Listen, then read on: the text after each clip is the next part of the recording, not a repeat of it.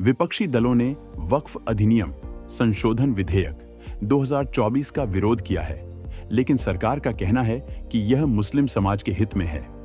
पसमानदा समाज इस बिल से क्या उम्मीदें रखता है और हमारी क्या मांगे हैं, आज हम इसे संक्षिप्त रूप से आपके और सरकार के सामने पेश कर रहे हैं। सबसे पहली चिंता यह है कि कहीं वक्फ संपत्तियों का निजीकरण न हो जाए। पसमानदा समाज की मांग है कि सरकार स्पष्ट रूप से बताए कि वक्फ संपत्तियों का निजीकरण नहीं किया जाएगा। हमें इस बात का भरोसा चाहिए कि ये संपत्तियां धार्मिक और सामुदायिक कार्यों के लिए सुरक्षित रहेंगी। बिल में वक्फ बाय यूजर्स का उल्लेख नहीं किया गया है। इसके प्रबंधन में कोई बदलाव न करते हुए उनकी कमेटियों को वक्फ बोर्ड द्वारा गठित और सुचारू रूप से कार्यरत रहने दिया जाना चाहिए। दूसरी बड़ी समस्या है वक्फ बोर्डों की स्वायत्तता की कमी। पसमानदा समाज चाहता है कि वक्फ बोर्डों को स्वतंत्रता मिले और उन पर राजनीतिक दबाव न हो।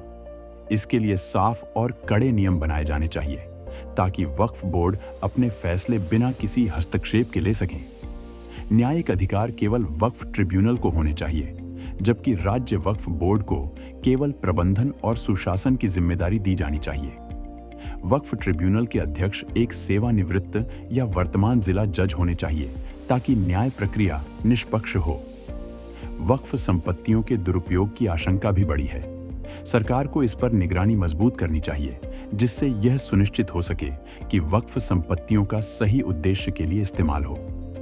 पारदर्शिता की कमी को दूर करने के लिए सख्त कदम उठाए जाने चाहिए। हर वक्फ संपत्ति पर उसकी आय व्यय का वार्षिक ऑडिट साइन बोर्ड पर अंकित होना चाहिए। सबसे अहम मांग है पसमानदा मुसलमानों का वक्फ बोर्ड में अनिवार्य प्रतिनिधित्व, खासकर उन राज्यों में जहां पसमानदा मुसलमानों की जनसंख्या ज्यादा है। पसमानदा समाज का प्रतिनिधित्व सुनिश्चित करने से समावेशिता और सामाजिक न्याय को बढ़ावा मिलेगा। इस विधेयक का उद्देश्य यह होना चाहिए कि मुस्लिम समाज के ओबीसी, एससी और एसटी वर्ग के लोग वक्फ बोर्ड का हिस्सा बने। केंद्रीय और राज्य वक्फ बोर्डों में पसमानदा मुसलमानों के लिए आरक्षित सीटें होनी चाहिए ताकि वे भी फैसले लेने की प्रक्रिया में भाग ले सकें।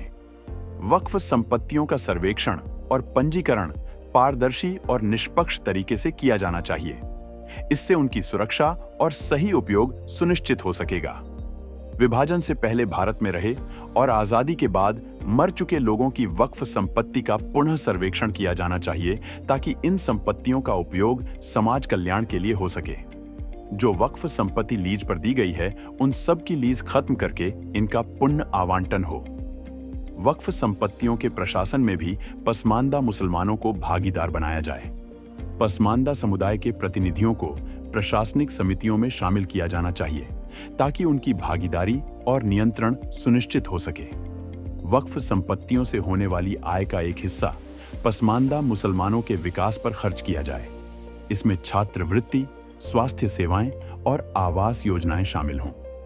वक्फ बोर्ड के अध्यक्ष और सदस्यों का कार्यकाल 3 साल का होना चाहिए और यह अल्पसंख्यक कल्याण मंत्रालय के अधीन होना चाहिए।